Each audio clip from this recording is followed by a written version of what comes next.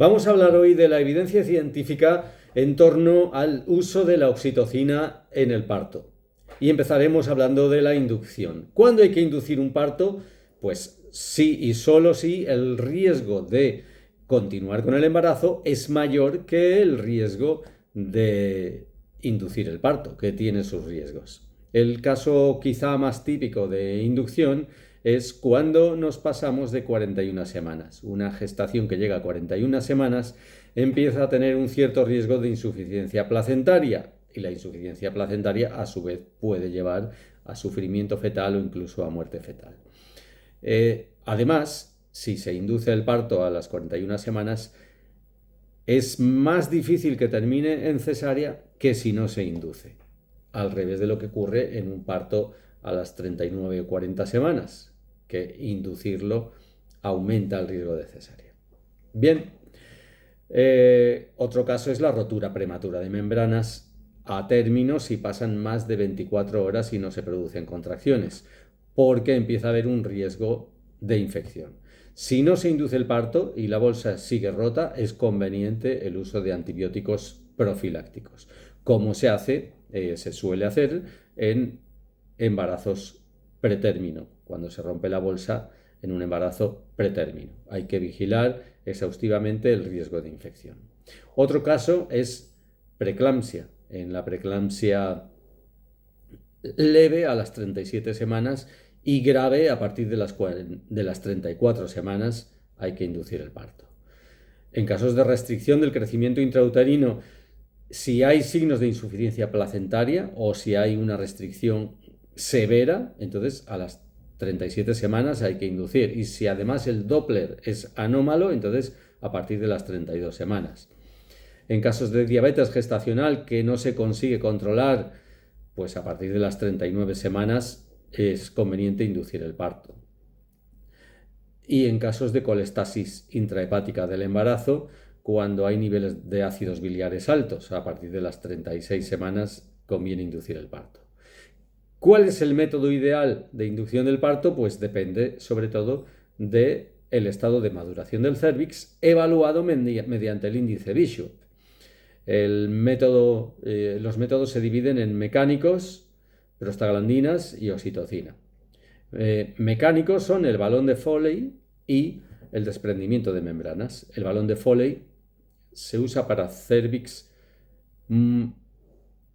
inmaduros, pero tienen que estar algo abiertos. El índice de Bishop menor de 6, pero suficiente para introducir el catéter y después poder así inflar el balón para promover una dilatación mecánica. Tiene menos efectos secundarios que las prostaglandinas y además se puede usar en caso de antecedente de cesárea. El desprendimiento de membranas o barrido de membranas se usa para cérvix moderadamente favorable, con un Bishop mayor de 4. Estimula la liberación natural de prostaglandinas. Pero se debe evitar el desprendimiento de membranas si hay infección. Prostaglandinas promueven la maduración cervical y el inicio de las contracciones, con lo cual, por ejemplo, el misoprostol se puede usar con un cervix completamente cerrado. Eso sí, siempre a dosis baja. Y nunca usarlo si hay antecedentes de cesárea. Y la otra prostaglandina que se usa es la dinoprostona, que puede presentarse en forma de gel, se puede usar en forma de gel o en forma de un inserto vaginal. Sirve para cérvix inmaduros menores de 6 en el Bishop. Y por último tenemos la oxitocina intravenosa, que es un método de inducción aplicable cuando el cérvix ya tiene cierta maduración, es decir, por encima de un 6 de Bishop. Con oxitocina siempre hay que hacer monitorización continua del estado fetal y un ajuste continuo de la dosis para evitar hiperestimulación uterina.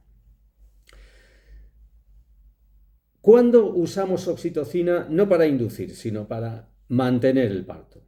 Bueno, pues la usamos cuando las contracciones no son suficientes y entonces hay que mantener esas contracciones eficaces mediante el uso de oxitocina.